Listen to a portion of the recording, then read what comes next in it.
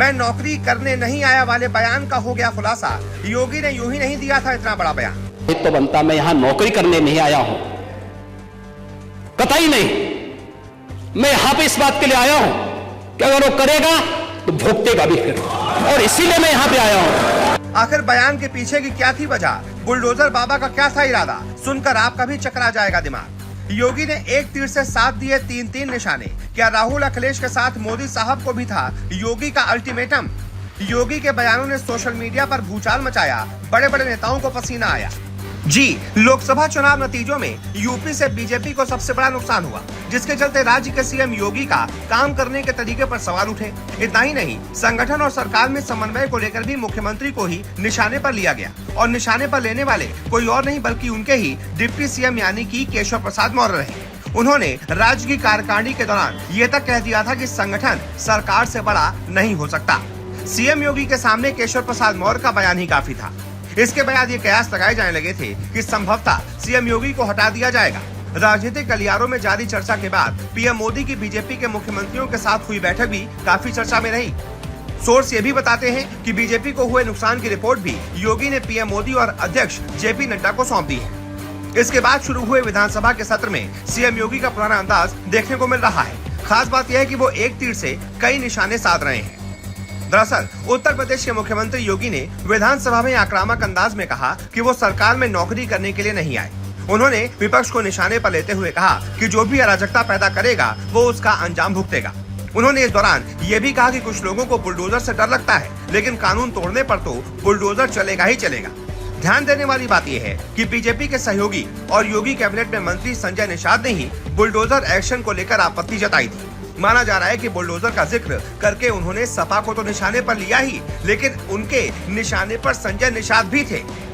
इतना ही नहीं, सीएम योगी ने आगे कहा कि ये प्रदेश के व्यापारियों और बेटियों की सुरक्षा में सेंध लगाने का काम करते हैं। ये प्रदेश के अंदर अराजकता पैदा करके सामान्य लोगों का जीना हराम करते हैं। मेरा दायित्व बनता है, मैं यहाँ नौकरी करने नहीं आया, कतई नहीं। मैं यहाँ पर इस बात के लिए आया हूँ कि अगर वो करेगा तो भुगतान भी करेगा।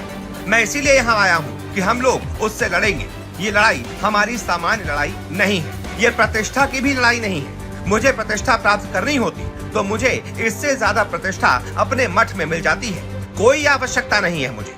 यानी कि सीएम योगी ने साफ कर दिया कि वो अभी खुला खेल खेलेंगे, उनके ऊपर कोई दबाव भी नहीं है और वो यहाँ पर प्रतिष्ठा के लिए नहीं आए हैं। सीएम योगी ने लखनऊ गोमती नगर में हुई युवती से छेड़छाड़ के मामले को लेकर भी बताया कि आरोपियों के खिलाफ सख्त कार्रवाई की गई है और जिम्मेदार यूपी पुलिस के अधिकारियों पर भी एक्शन हुआ है। दिलचस्प बात यह है कि सीएम योगी ने कई आरोपियों में से 2 का नाम भी लिया, जिसने ये साबित कर दिया कि वो अपनी उसी आक्रामक पिच पर खेलते रहेंगे। सीएम योगी ने एक यादव और मुस्लिम आरोपी का नाम लेते हुए कहा कि इन सद्भावना वाले लोगों के खिलाफ बुलेट ट्रेन चलेगी। आपको बता दें, बुलेट कहते ही सीएम योगी ने हाथ से रिवॉल्वर चलाने का स्टाइल दिखाया, जो बताता है कि वो आरोपियों के खिलाफ गोली चलाने तक की बात कह रहे थे। सीएम योगी का ये रवैया दिखाता है कि भले ही लोकसभा में बीजेपी को नुकसान हुआ हो, लेकिन वो अपने पुराने आक्रामक अंदाज में ही सपा को काउंटर करते रहेंगे, जिससे 10 सीटों में होने वाले उपचुनावों में पार्टी की स्थिति मजबूत हो और विधानसभा चुनाव के लिहाज से पार्टी वापस ट्रैक पर लौटे। क्या सपा नहीं अपने ही डिप्टी सीएम केशव और ब्रजेश को था सीएम योगी का संदेश? अब ये सवाल इसलिए क्योंकि यूपी में बीजेपी के पास पूर्ण बहुमत है। ऐसे में सीएम योगी का ये कहना तो लाजमी है कि बीजेपी 2027 में भी विधानसभा चुनाव जीत कर आएगी, लेकिन योगी का सीएम की कुर्सी को लेकर कहना कि वो नौकरी करने नहीं आए और मठ में ज्यादा प्रतिष्ठा मिल जाती है, ये बताता है कि सीएम योगी अपने इस बयान के जरिए न केवल सपा बल्कि अपनी पार्टी में उनके लिए चुनौती बनने वाले लोगों को संदेश दे रहे हैं। इसकी वजह यह है कि अगर 2027 में योगी को हटाया जाता है तो वो किसी चुनाव की वजह से नहीं बल्कि उनके लिए पार्टी की आंतरिक चुनौतियां होंगी। सीएम योगी विधानसभा में बात तो विपक्षी दलों की तरफ देखकर कर रहे थे, लेकिन उनका मुख्य टारगेट अपने ही पाले में बैठे उनके डिप्टी सीएम केशव प्रसाद मौर्य और ब्रजेश पाठक थे, जो कि लोकसभा चुनाव के बाद लंबे समय तक उनके खिलाफ कथित तौर पर आंतरिक मोर्चा खोले हुए थे। ये दोनों ही डिप्टी न केवल सीएम योगी द्वारा बुलाई जाने वाली कैबिनेट की बैठकों में शामिल नहीं होते थे, बल्कि जब उन्हें हटाए जाने की खबरें चल रही थी तो यह भी दावा किया जा रहा था कि बीजेपी की टॉप लीडरशिप उनसे खुश नहीं है, और यह भी दावा किया गया कि अगर बीजेपी का प्रदर्शन 10 विधानसभा सीटों पर होने वाले चुनाव में बुरा रहता है तो योगी की मुश्किलें बढ़ सकती हैं। हम सभी जानते हैं कि अगर सीएम योगी के खिलाफ कोई फैसला होता भी है तो उसके केंद्र में पीएम मोदी और अमित शाह ही होंगे।